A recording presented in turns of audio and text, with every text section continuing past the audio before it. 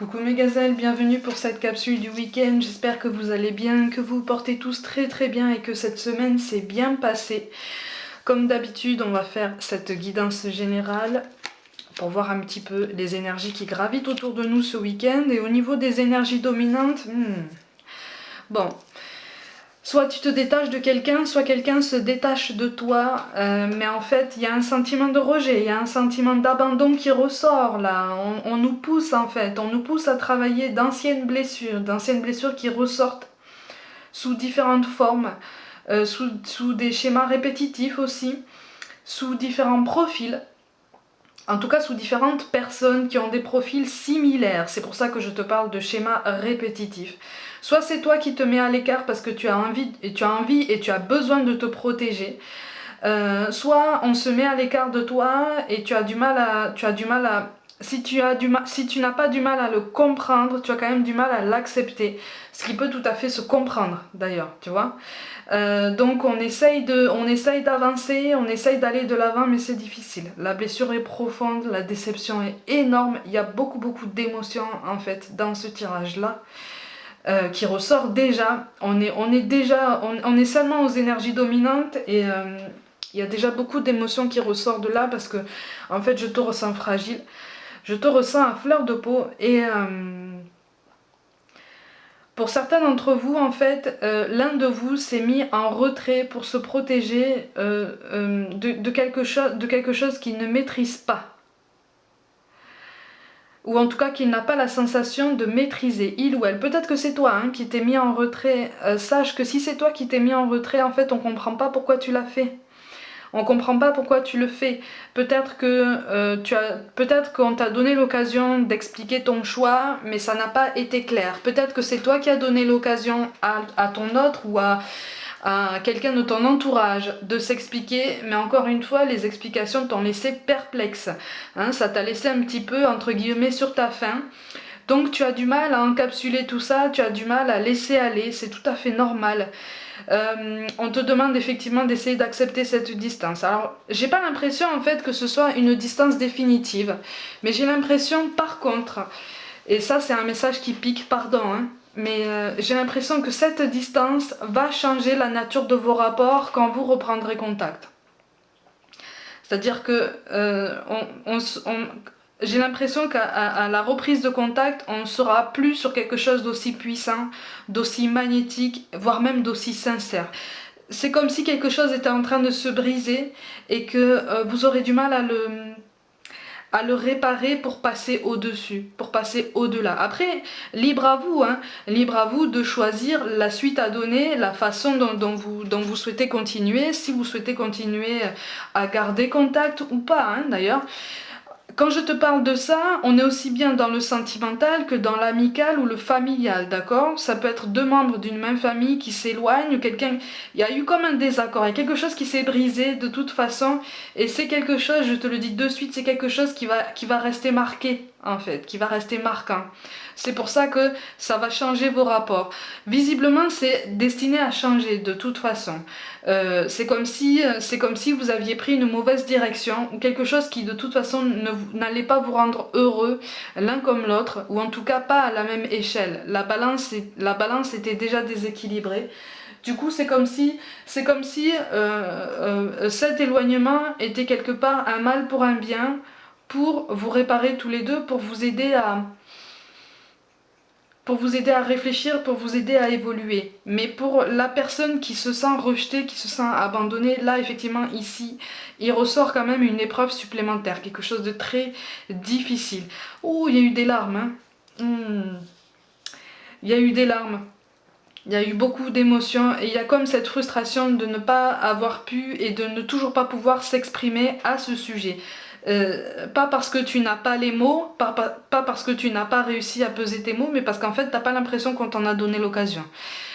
Donc on est un peu frustré là ce week-end, c'est quand même assez difficile et on te conseille effectivement de te concentrer sur ta carrière pour l'instant, de te focaliser sur ta carrière, sur tes objectifs professionnels.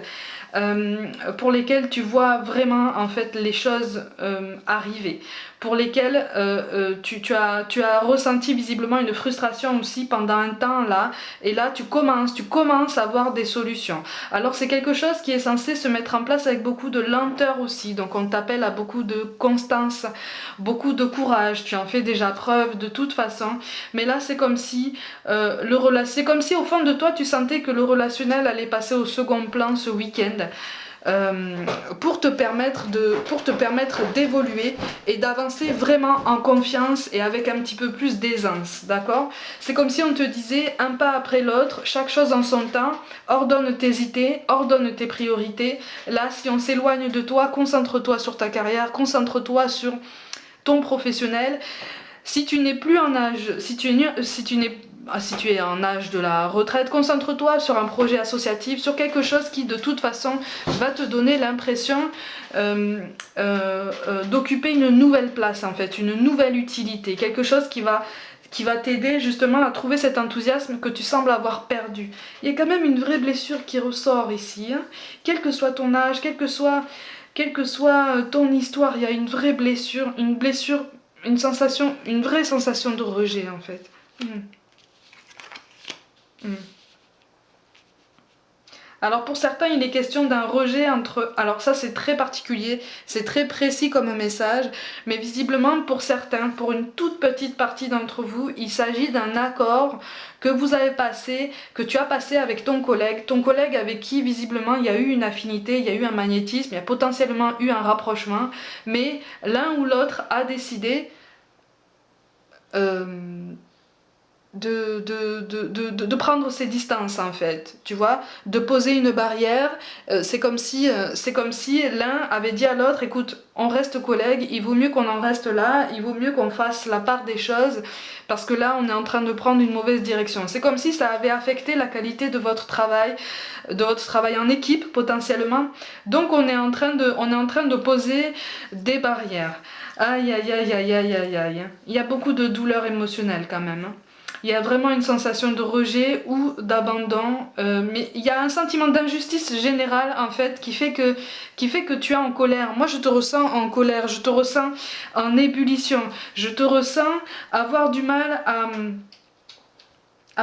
à accepter une situation actuelle, même si tu fournis tous tes efforts, même si tu es dans une démarche saine en fait d'essayer de switcher ces énergies basses pour les investir dans ton travail justement, dans l'évolution de ta carrière. C'est une façon d'occuper ton esprit, mais c'est une façon d'élever tes vibrations et de switcher ces énergies de colère, de tristesse, de mélancolie vers quelque chose de plus pertinent qui se recentre sur toi. Mais c'est vrai que c'est difficile, hein. C'est vrai que c'est difficile, mais tu te recentres, c'est comme si tu continuais à mener cette introspection. C'est comme si cette distance relationnelle te permettait de prendre en compte en fait tes progrès. Mais il y a quand même ce sentiment d'injustice parce que justement, tu te dis j'ai fait des progrès dans le relationnel, je ne réagis plus de la même façon à telle situation, même si je rencontre plusieurs fois le même schéma, je me rends compte que je ne laisse plus aller les choses pendant aussi longtemps, je ne réagis plus de la même façon. Alors pourquoi en fait? Pourquoi je me fais rejeter? Pourquoi je me fais abandonner? Il est parfois des questions pour lesquelles on n'a pas forcément les réponses tout de suite, hein. Et c'est ce qui est le plus frustrant, mais en fait on nous demande d'accepter de ne pas forcément avoir de réponse, mais de continuer à avancer avec cette idée en tête en fait, en acceptant le fait que certes on n'a pas forcément la réponse à notre question principale, à celle qui nous brise le cœur, celle qui nous enserre le cœur le plus en ce moment, mais on continue d'avancer en se disant que oui, tôt ou tard on aura la réponse. Là c'est l'état d'esprit dans lequel on nous invite à nous inscrire ce week-end, même si c'est difficile, hein. Aïe aïe aïe aïe aïe. Aïe aïe aïe. Oh, par contre, il y a un entourage assez toxique du côté de celui ou celle qui a pris ses distances. Il y a quelque chose, quand je parle d'un entourage toxique, c'est un entourage qui donne beaucoup son avis, un entourage qui est très influent, ou en tout cas qui est très présent, tu vois. Et c'est comme si en fait cet entourage voulait garder un petit peu cette personne pour moi c'est en face de toi hein, qu'on est distinct et c'est comme si en fait on voulait garder cette personne un petit peu dans le schéma dans lequel on l'a inscrit pendant longtemps. Cette personne s'est laissée inscrire dans ce schéma aussi pendant longtemps pour différentes raisons, notamment parce que ça a été plus facile à un moment donné, parce que il ou elle a voulu se sentir accepté, il ou elle a voulu entrer dans le rang en fait, ne pas se sentir rejeté, ne pas se sentir à part, tu vois, ne pas se sentir comme le mouton noir du troupeau quoi. Mais justement, c'est un troupeau, tu vois, c'est la masse, c'est un ensemble. Pour certains, il s'agit du cercle familial. Là, ça devient un petit peu plus délicat, en effet, mais pour l'instant, il y a comme quelque chose qui est figé. Il y a une personne là qui a pris ses distances et qui campe sur ses positions par rapport à ça. Et qui sait, malgré tout, que vos chemins vont se recroiser par après, en fait. Tu vois, donc c'est quelqu'un qui est sur cette ambivalence aussi et qui c'est assez compliqué pour cette personne de faire la part des choses et de faire la part de ses idées, parce qu'en fait j'ai l'impression que cette personne est, en fait je la vois dans un brouillard, je vois une personne plongée dans une foule en fait, tu vois, une foule qui gravite beaucoup autour de lui ou d'elle, tu vois, mais je vois cette personne dans un brouillard. C'est comme si sa tête tout entière était dans un brouillard. Donc en fait, il ou elle ne voit pas ce qui se passe devant lui, il ou elle ne voit pas les éléments importants, les signes en fait que l'univers lui envoie pour saisir l'occasion qui se présente en fait, tu vois, qui se présente notamment avec toi. C'est quelqu'un qui finalement ne sait pas ce qu'il veut, qui se cherche encore, qui est encore dans l'errance, qui est encore dans la recherche de ce qui est, de ce qu'il ou elle veut et de ce dont il ou elle a besoin. Tu vois? Au niveau des ambitions, des envies et des besoins, on n'est pas au point là. Donc c'est aussi pour ça qu'on a pris ces distances. Parce qu'en fait on ne sait pas ce qu'on veut. Essaye de le garder en tête ça en fait. Si c'est toi qui ressens cette blessure de rejet, d'abandon, essaye de le garder en tête. Ah, c'est quelqu'un... Ouh, mais c'est quelqu'un qui sait que tu es en colère en fait. Que tu es extrêmement déçu. Mais c'est comme si il y a un jugement en fait. C'est comme si cette personne avait posé un jugement sur toi, s'était fait une idée toute faite ou presque sur toi et en fait refusé d'entendre les nuances. Cette personne se dit voilà, je me suis fait une idée sur lui ou sur elle, c'est comme ça, je peux pas me tromper. Et puis même si tu essayes de lui faire entendre raison, même si tu essayes de lui dire mais attends, peut-être qu'à un moment donné il faut aussi t'ouvrir à des explications, il faut aussi t'ouvrir à moi pour comprendre en fait, pour voir que le relationnel peut être plus profond que ça. Si cette personne reste dans son brouillard, cette personne te dira non.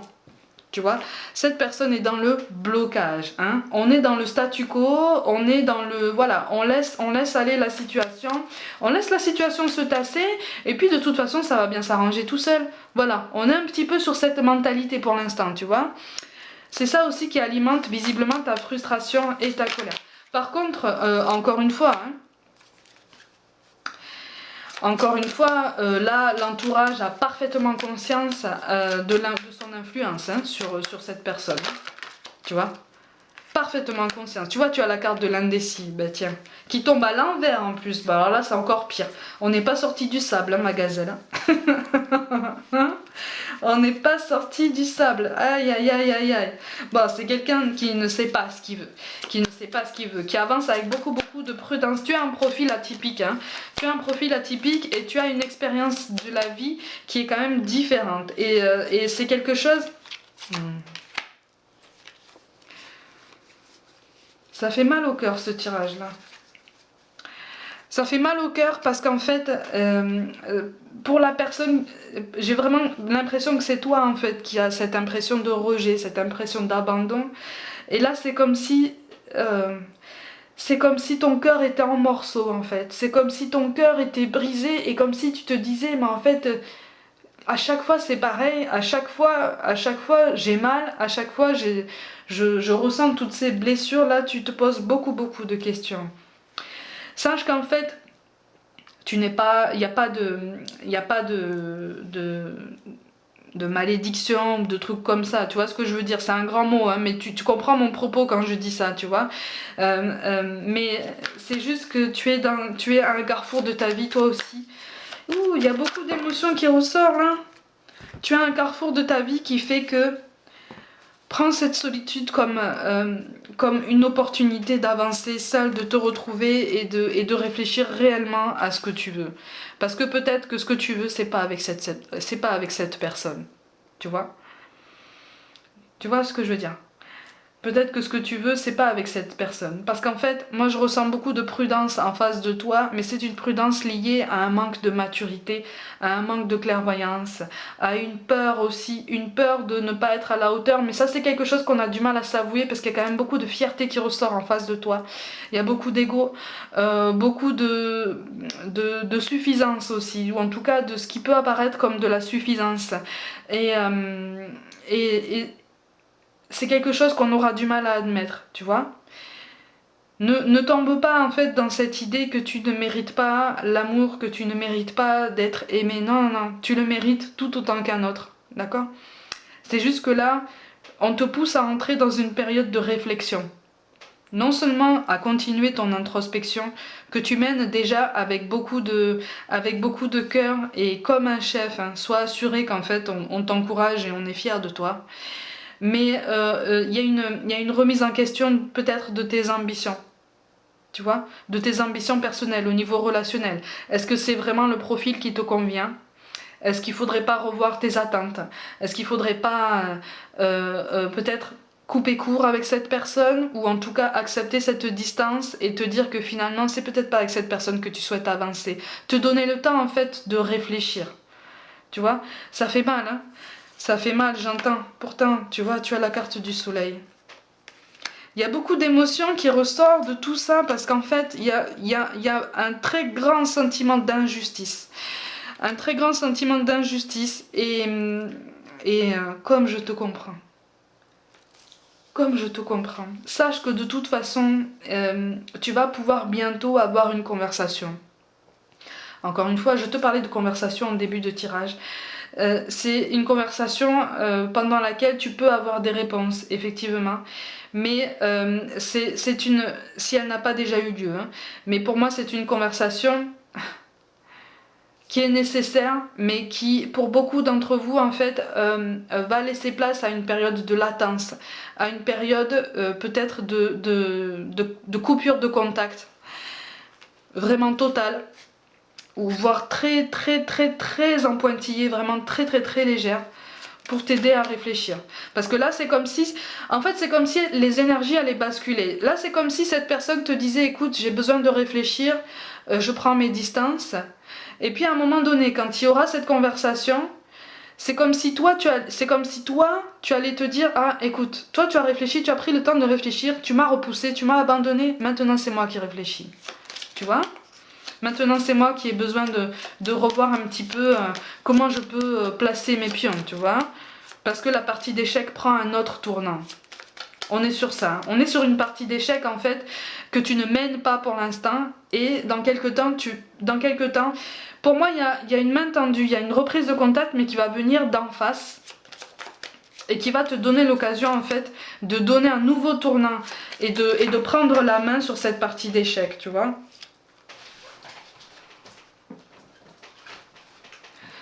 Les cartes tombent même par terre. Tu vois, il y a une hésitation par rapport à une avancée avec toi. On hésite à avancer avec toi, on hésite, on se pose beaucoup de questions.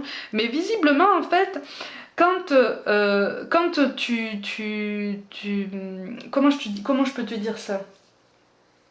Cette distance-là est censée, dans la tête de ton autre, en fait, c'est une distance qui est bénéfique pour tous les deux. En ce sens que c'est quelqu'un qui sait qu'il va revenir vers toi. Tu vois? Pour quelque chose de pérenne. À toi de voir à ce moment-là si tu es toujours dans la partie ou pas. Tu vois? Encore une fois, n'accepte pas d'être une option ou un second choix. C'est ce qu'on t'encourage à te rappeler, en fait. Tu vois, c'est pour ça que tu as le 9 de trèfle. Hein, rappelle-toi que tu n'es ni une option, ni un second choix. Donc tu peux être force de décision.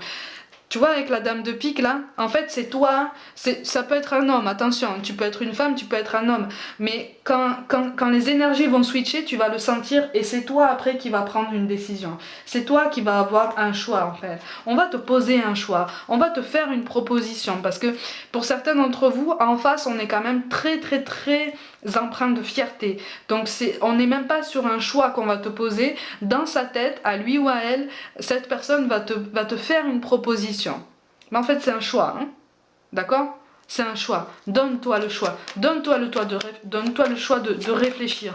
Donne-toi le choix de penser à toi. Il y a quand même une belle progression qui peut être possible, mais c'est quelque chose qui doit prendre du temps et c'est quelque chose qui fait l'objet d'une prise de conscience. Pour l'instant, en face de toi, la prise de conscience, elle n'y est pas. Ou en tout cas elle ne se fait qu'à demi et c'est aussi pour ça que c'est douloureux en fait, parce que tu sais qu'en face de toi on est en train de prendre conscience que tu es quelqu'un de très spécial, tu es quelqu'un qui peut correspondre à ses attentes. En fait, vous pouvez matcher très bien en fait, tu vois. Donc tu comprends pas pourquoi cette lenteur, tu comprends pas pourquoi ce rejet en fait, d'où ce sentiment exacerbé d'injustice. Encore une fois, il y a une différence de maturité, il y a une différence de vécu et il y a un réflexe d'indécision, tu vois, en face de toi. Il y a un réflexe d'hésitation parce que je t'ai dit, tu vois, je t'ai dit, on ne sait pas ce qu'on veut en face de toi. On ne sait pas ce qu'on veut. Et là, c'est comme si tu avais été l'occasion de comprendre en fait la belle occasion, justement, la belle occasion de rebondir dans la vie pour cette personne, tu vois. Mais c'est comme si ça s'apparentait presque à une peur de la réussite. Tu vois, on s'est habitué à certains schémas qui tournent et courent pendant longtemps. Là, tu es disposé à un schéma sur le long terme et ben finalement peut-être qu'on fait un ou deux pas en arrière parce que quelque part au fond de soi, on n'est pas prêt pour ça. Quelque part au fond de soi, on n'est pas prêt pour s'engager. On n'est pas prêt pour s'impliquer. On n'est pas prêt pour prendre conscience réellement et concrètement de ce qu'implique l'amour au quotidien et surtout sur le long terme. Tu vois, c'est une prise de conscience qui demande du temps. Avec le 3 de bâton, on te demande de viser ton évolution professionnelle, d'accord? Ton évolution professionnelle. Concentre-toi sur ça parce que cette difficulté d'accepter la situation au niveau relationnel risque de prendre beaucoup de temps. Parce que justement, ça remue une blessure très profonde en toi. Et ça te fait tellement mal que quand tu y penses, en fait, c'est comme si tu étais en suspens dans le temps. C'est comme si le temps s'arrêtait en toi. C'est comme si ton cœur s'arrêtait de battre ou ratait un battement parce que, justement, tu comprends pas. Tu vois, tu comprends pas cette injustice. Tu comprends pas ce rejet. Laisse aller un peu les choses. Et pour laisser aller un peu les choses, concentre-toi sur ta réussite professionnelle, concentre-toi sur ta carrière, concentre-toi sur des objectifs peut-être encore plus ambitieux, tu vois, qui vont t'obliger justement à concentrer encore plus d'efforts, à concentrer encore plus de motivation, à construire un état d'esprit très auto-centré en fait, très auto-centré, centré sur toi, aligné sur toi, pour vraiment te nourrir de ce qui est bon pour toi. D'accord? Pour essayer encore une fois de switcher cette énergie de douleur en quelque chose de plus pertinent pour toi, pour pouvoir avancer et faire de ta vie professionnelle quelque chose qui progresse, tu vois, quelque chose qui avance, pour que justement ça t'aide à constater que tu peux avancer, pas forcément sur tous les domaines de ta vie en même temps, c'est comme ça. C'est dur mais c'est comme ça. Mais au moins sur le domaine professionnel, tu avances, tu es force de choix, tu es force de décision, tu es force de progrès et puis surtout tu deviens un moteur principal de ton évolution, tu vois. Mais c'est très dur, hein, c'est très dur à accepter, c'est tout à fait compréhensible. Hein. Ça c'est tout ton potentiel. Tu vois, c'est tout ton potentiel et on te demande vraiment de croire en toi, de croire en fait en tout ton passé, de te faire confiance, tu vois. Parce que de toute façon, tu vas guérir, tu vas ressortir grandi de cette période de latence, tu vas ressortir grandi de cette période de silence. Pour l'instant, ça fait très très mal. Pour l'instant, tu as l'impression d'être transpercé de toutes parts, c'est tout à fait normal. Entoure-toi de douceur, entoure-toi de bienveillance, entoure-toi de tout le courage dont tu souhaites avoir besoin. Demande de l'aide à ceux qui veillent sur toi.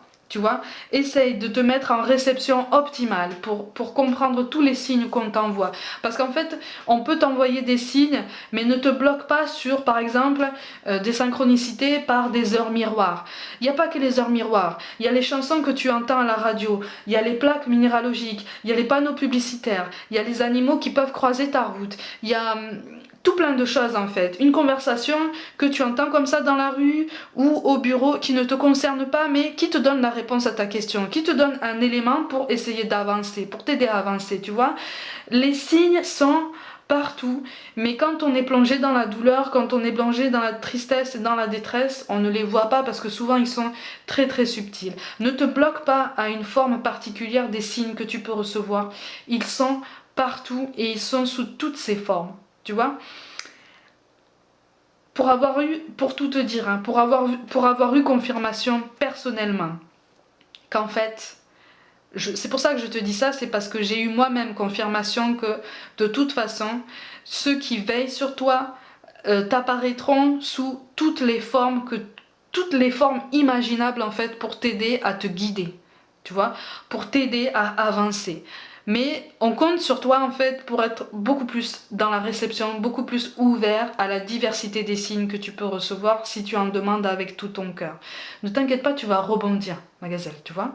C'est un passage à vide, c'est un passage de gros questionnements. Sache aussi, rappelle-toi aussi que cette prise de distance de ton autre, en fait, de cette personne, ne te concerne pas complètement.